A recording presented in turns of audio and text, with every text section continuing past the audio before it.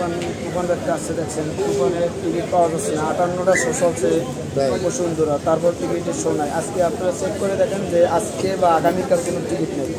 এটা বাংলা চলচ্চিত্রের জন্য ভালো একটা বিষয় যে এইরকম যে বেকার সব কিছু ভেঙে যেতে আছে তুফান।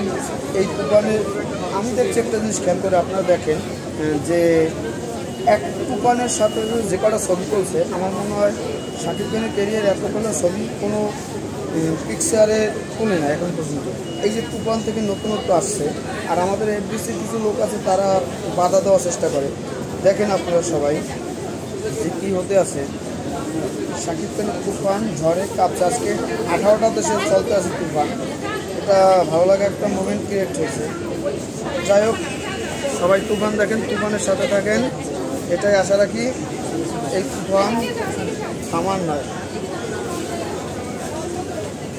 এই তুফান থামার